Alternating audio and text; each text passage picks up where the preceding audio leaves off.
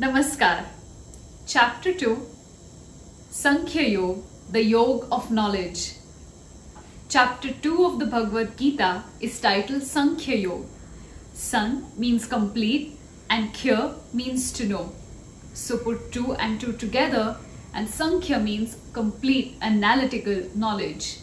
The knowledge that Lord Krishna shares for up to the first 40 verses is that of analytical knowledge regarding the nature of the soul. I know this sounds too deep, but we'll get to it step by step. Before we dive deep into this chapter, let's recollect what we know so far. Arjun is unable to comprehend how he could think of fighting people related to him, like his brothers and his teachers who've taught him everything. That's when he turns to Lord Krishna to seek his guidance, and in return, Lord Krishna lets him in on some wisdom that will enlighten him and show him the right path of action. The second chapter has Lord Krishna introducing Arjun to the concept of souls, distinguishing between one's internal being, or what we call soul, and one's external being, that is the human body. The second aspect he highlights is Arjun's responsibility. Arjun was a warrior. He was expected to follow the path of righteousness and do all his duties. In this case, his duty was to protect the people around him. How can Arjun perform his duty knowing that he is about to kill people? This is where Lord Krishna advises him about the science of work. This concept is something you have to pay attention to. It concerns using your intellect to make the most of what you have and to create good bondage and break bad bondage. It's also a secret way to move beyond feeling sorrow about anything in the world. Arjun is curious, having known this. In fact, he wants to know more, and also of the people who've been able to work this way. He wants to know how he too can experience freedom from attachment, fear and anger, and how he can control his mind when it comes to greed, anger and lust. Shall we begin then? Arjun's dilemma. Arjun is dismayed. He knows he's about to do something that is going to harm his family and might even lead to the death of some of his beloved relatives. Not a wonder then that he will feel guilt and immense grief. But he has Lord Krishna with him. Lord Krishna here is referred to as Madhusudan because he had killed a demon by the name of Madhu. Madhusudan is translated to the slayer of the Madhu demon.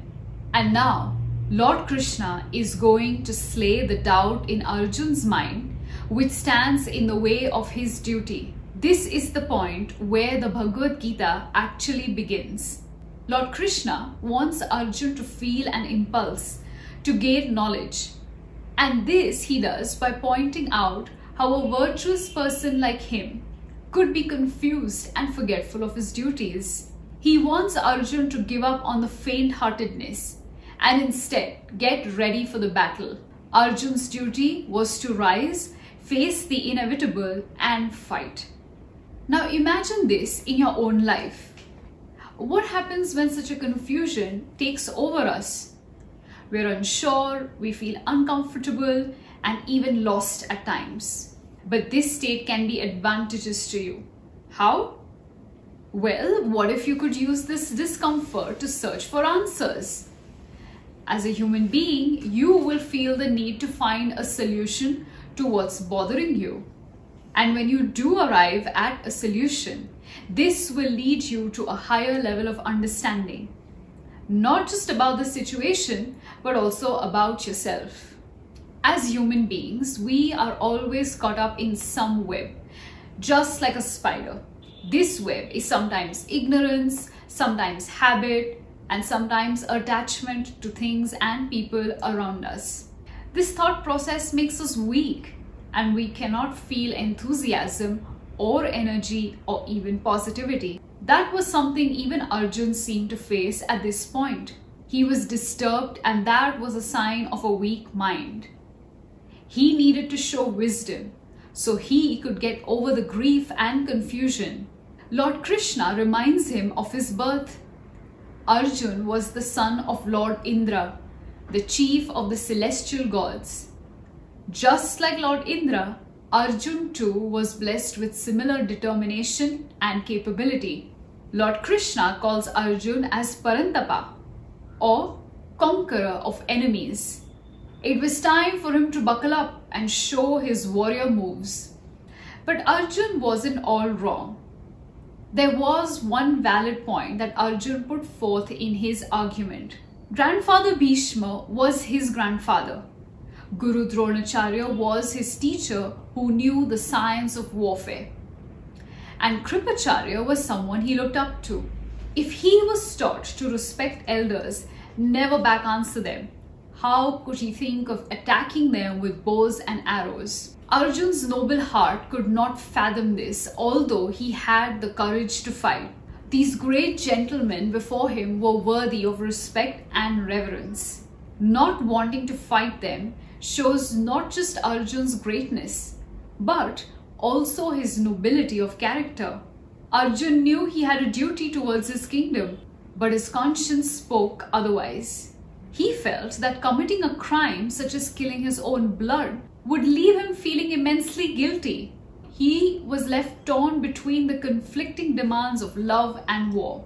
Even if he did win the war, he would not be able to enjoy the power and everything else that comes with the win. He felt he would rather beg than live a life like this. Let's talk about Grandfather Bhishma. Grandfather Bhishma was an ardent devotee of Lord Krishna. He knew he had sided with the unrighteous or adharma side by deciding to help Duryodhan. He was not proud of his decision, but knew in his heart that because the Pandavas were a noble set of brothers and that the Lord himself was with them in this war, there was no way they would lose. Lord Krishna was aware of the reverence held by Grandfather Bhishma for him.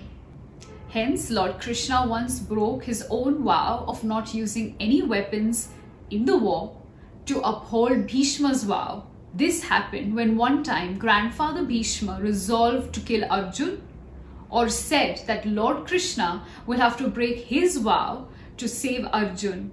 This is exactly what happened. Lord Krishna did lift his vow and protected Arjun, finding someone to help you in distress. You might be wondering why Arjun was pouring his heart out to Lord Krishna. Arjun and Lord Krishna were not just friends but cousins too. The ongoing dilemma in Arjun's mind was making him look for answers. Who better to turn to than Lord Krishna himself? But why, one would ask? Because our Vedic scriptures state that a spiritual master can help us reach divine knowledge. And with this knowledge, we would be able to deal with anything in life. You remember the Vedic scriptures, right? They are the texts in Sanskrit that help us understand how one must conduct right behavior. Lord Krishna himself had learned 64 sciences from Sandipni Muni. Thus, he himself had taken steps to overcome his ignorance. Arjun therefore turned to Lord Krishna, asking him to be his guru, to guide him and enlighten him on the path to be taken. As we know, Arjun is miserable. His intellect is not helping him make the right choices. We do face such situations in life. We have good grades, but we might be unhappy. We have friends, but we're unable to meet them. We want to do something different, but we're scared of failure. Isn't it so? But seeking assistance from someone like Lord Krishna, a guru in life, will help us find a path to solving all our puzzling questions. But we must be humble enough to be able to learn from such a source. And you know what? You can find that source with you too. All you have to do is try. Did you know there are many references to different personalities in the Bhagavad Gita? Arjun is referred to as Gudakesh, or the conqueror of sleep. That is because Arjun had disciplined himself about sleep. So he would be sleepy only when he permitted it, and only for the amount of time he chose. Imagine having such a control over one's sleep. The things you could do staying awake, like reading your favorite book, or completing a project for class, or being able to wake up in time to see the rising sun. Lord Krishna too has a reference. He's called Rishikesha, or the master of the mind and senses. That is one mastery we wish we all had, right? Dhanyavad.